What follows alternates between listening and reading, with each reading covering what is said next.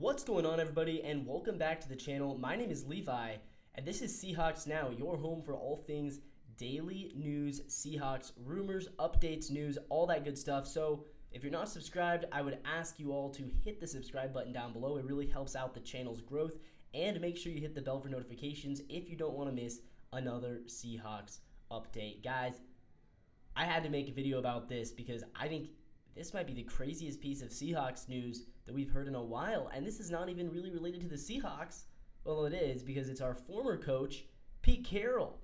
He is going to be the head coach of the Las Vegas Raiders in 2025. How about that? We've been hearing rumors about this for a while, whether he might be interviewing for Chicago. We heard that he was meeting with Jerry Jones to talk about the job for the Cowboys. We also heard that the 49ers were actually interested in making Pete their defensive coordinator. So, yeah, we heard all these different rumors, and it seemed pretty clear that Pete was going to get a job somewhere. The only question was, where was he going to get the job? And as it turns out, he gets the job in Las Vegas. And yeah, this is a pretty exciting time, I think, for Carroll and for the Raiders. But I want to talk about just kind of my perspective on this as a Seahawks fan. Am I going to be rooting for Pete Carroll in Las Vegas? Am I going to be supporting that team over in Las Vegas, or am I going to be rooting against him? Because I think it is interesting, the dynamics.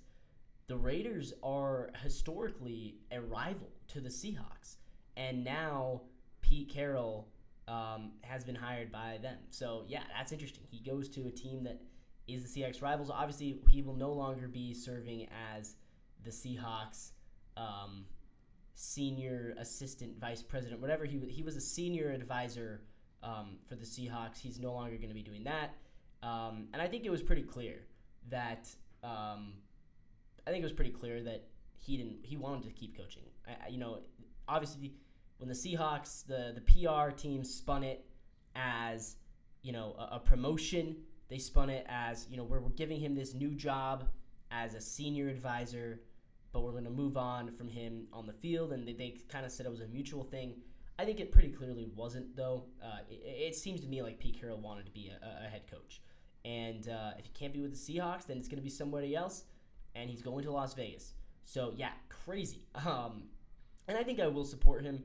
I was kind of in the camp that I thought it was time, for Pete to move on. I thought his defensive schemes were a little bit outdated, and I thought he had maybe kind of lost touch with the modern NFL.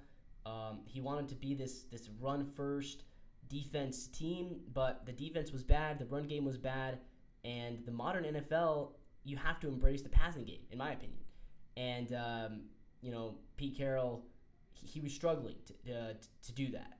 So, yeah, I totally feel like at this point in his career, a fresh start was needed, and it might be good. It might actually really help Pete out. The fact that he is getting a fresh start, the fact that he is gonna be in a new place, a new city, a new culture, and he's gonna get to do things his way. He's not gonna have to listen to John Schneider. He's not gonna have to listen to the 12s who are always clamoring. He's gonna get to do things his way. But I will say, this is a big risk for the Raiders. It's a big risk for Tom Brady. I mean, for Tom Brady's perspective, and he is a co-owner, he's bringing in a coach that he knows is good. He's played against Pete in the Super Bowl. He's lost to Pete. He's beaten Pete. But Pete's the oldest coach in the league. He's even older than Bill Belichick. And the idea that Pete's going to be a day one home run hire for them, I don't know if that's necessarily the case. We see the contract is a 3-year contract with a 4th-year option, so it's not a long contract. It doesn't feel like they're all that committed to Pete Carroll. It feels like they're giving him a shot to kind of revive his career, but man, I mean, to give the oldest coach in the NFL a second chance, it's a risk. So I hope the risk pays off for them. I also am a big Gardner Minshew fan. If you guys don't know, I go to Washington State University, so I'm a big Gardner Minshew fan as well. So I hope the Raiders succeed, but there are some rumors now. Rumors are flying about another former Seahawk, Russell Wilson. Could Russ and Pete recreate the Seahawks in Las Vegas? That is the rumors that I've been hearing all over Twitter today. A lot of speculation because Russell Wilson's a free agent right now. Obviously, he's coming off that terrible loss in the playoffs, and he started off so hot with the Steelers. He was 6-1 in his first 7 starts, then ends up losing 5 games in a row to end the season, including that playoff loss. They lost 28-14 in what was mostly a non-competitive game against the Ravens.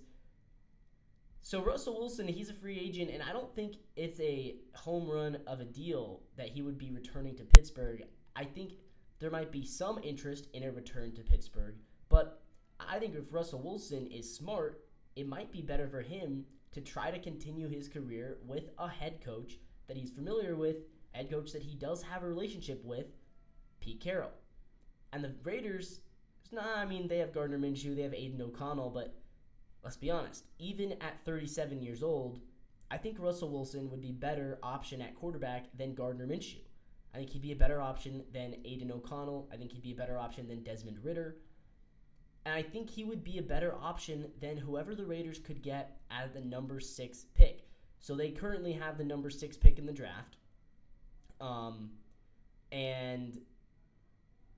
That is a good pick. But if you look at the quarterback class this year, Cam Ward and Shedeur Sanders are the only 2 guys that are being projected in the first round. And they are currently projected to go number 2 and number 1. Or potentially number 3 and number 1. Depending on the Titans, the Giants, and what they decide to do.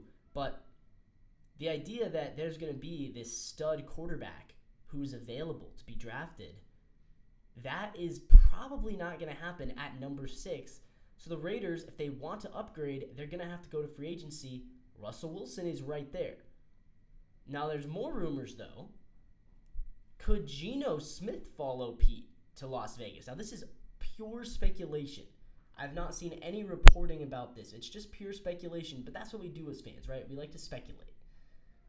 And the speculation is, could Geno Smith actually be an option for the Raiders at quarterback? Now, we know Pete Carroll has a very good relationship with Geno Smith. Pete Carroll really likes Geno Smith. That is very clear. And he made that clear even when Geno was a backup. Pete was a huge fan, a huge supporter of Geno. The Seahawks, on the other hand, I don't know if Mike Macdonald is super emotionally invested in Geno. I think Mike Macdonald and John Schneider might be thinking, we want to start our own legacy. We don't want to continue on with Geno Smith. We don't want to continue on with this player who, he's kind of old, and we weren't the ones who brought him in. At least Mike Macdonald wasn't. John Schneider did. But Mike Macdonald and his staff, that's a very new staff. It's a very new culture there that they're trying to build. So I don't think that there is a 100% chance that Geno Smith's going to come back to the Seahawks. And I think if he leaves the Seahawks, a trade to Las Vegas could be the best scenario for both of them. The Seahawks could probably get a draft pick back if you trade him to Las Vegas. I think the Raiders would be happy. I think Pete would be very happy. So I'm just purely speculating. But I feel like this could make some sense if it were to happen. And I wonder if there will be more speculation and more rumors about this as we move on. I do want to look at the stat comparison, though, between Geno and Russ. Who would it make more sense for Pete Carroll to target? Look at the yards. Obviously, Geno's got him beat, but you have to remember, Russell Wilson started 12 games. Geno Smith started 17. So Geno played 5 more games. Still, the yards, quite a bit better. The touchdowns, though, are not, right? Russell Wilson, if he had started 5 more games, he probably would have had more touchdowns than Geno Smith, and that is the combined touchdowns. They both had 2 rushing touchdowns, so that factors in there as well. So Russ had 16 passing touchdowns and 2 rushing touchdowns. Geno had 21 passing and 2 rushing. The passer rating, Russ had him beat 95.6 to 93.2, but the completion percentage, Geno had him beat by quite a bit. Almost a 7 full percentage points higher for Geno Smith in completion percentage. And of course, they both ended up with a winning record in the regular season. Geno Smith went 10-7, and Russell Wilson went 6-5. But if you factor in the playoffs, he went 6-6. So the record, actually, Geno had a better record. Geno threw for more yards. He threw for more yards per game as well, and he had a better completion percentage. But Russ was scoring more points, and he had a better passer rating. So I think it is very close. Geno also threw more picks. Russ threw 6 interceptions. Geno threw 15 interceptions. But Russ also had a couple of fumbles in there. And Russ had a couple of really bad pick sixes that really affected his stat lines. So I think it's very close, actually. I actually think that Pete Carroll would prefer to bring in Geno Smith, especially because Geno's a bit younger and he's a little bit bigger. He's more physical. Russell Wilson, his whole game right now is he can scramble a bit and he can throw a great deep ball, but that's about all he does well. Russell Wilson's kind of his mid-range is not great. His short passing game is not great, and I wonder if he tries to do a little bit too much with the football sometimes, and cares a little bit too much about his stats compared to the team. I don't want to speculate that either, but it felt like Russell Wilson sometimes was trying to do too much. Geno, on the other hand, is a team player. He's a great leader. They're both good leaders.